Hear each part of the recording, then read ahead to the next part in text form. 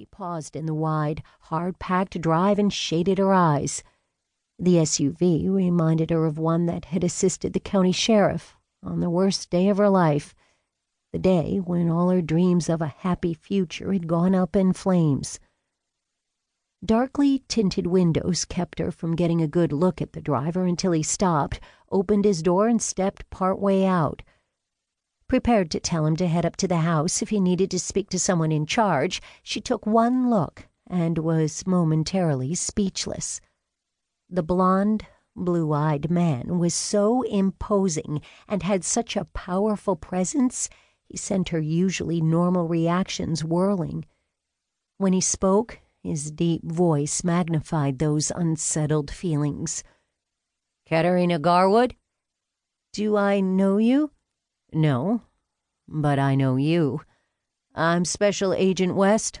I'd like to talk to you about Vern Kowalski." "I have nothing to say." She started to turn away. "This is not a social call, Ms. Garwood." He flashed a badge and blocked her path. "I suggest you reconsider." "FBI?" "You have to be kidding." "I am so unexceptional that until recently people hardly noticed me." "They do now, I take it?" She blushed and rolled her eyes. "Oh, yeah." "Then you'll understand why I need to speak with you." A quick glance toward the house told her she and the hunky agent had not yet been noticed. That was too good to last. As soon as one of the hands or the foreman, Heath McCabe, spotted her, word would get to her father and he'd be on the rampage again. "Not here. Not now. We can meet in South Fork later. I work at the Miners' Grub Diner on Main near where the American River forks." He quirked a brow. "What's wrong, Ms. Garwood? You seem nervous." "It's personal."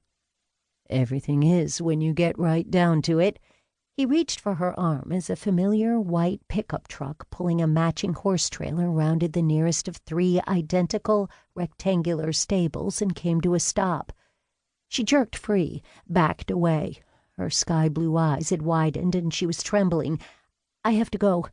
Now." "Care to tell me why?" Max's gaze was unwavering. "Perhaps you'd better come with me and wait in the car while I have my canine partner check this place." "What? No. I'm not going anywhere with you. I haven't broken any laws. All I did was believe Vern's lies and fall in love with him. It's not my fault I was duped, and I don't know anything about his secret life as a crook, okay? Despite all the nasty rumors, I'm a good person." "Then why are you so jumpy?" Max continued to crowd her until she was ready to literally shove him away. Unable to help herself, Katerina darted glances back and forth between the immense house and the complex of stables where the foreman had stopped with the horse trailer. Was he on the phone to her dad already?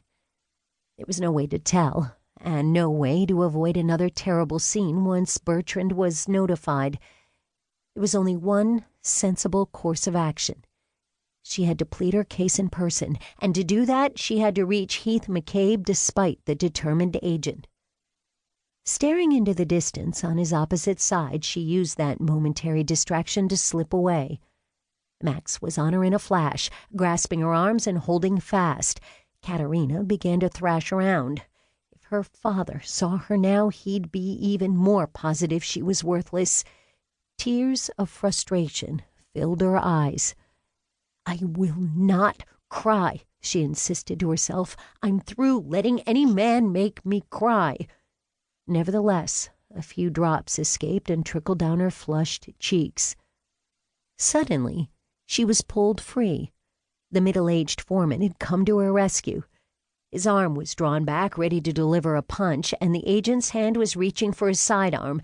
Katerina intervened. "Stop!" She gestured at McCabe. "This is just a misunderstanding.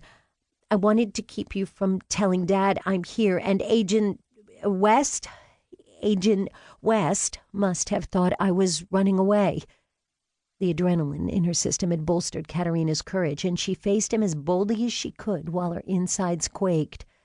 Max met her gaze head on. "Your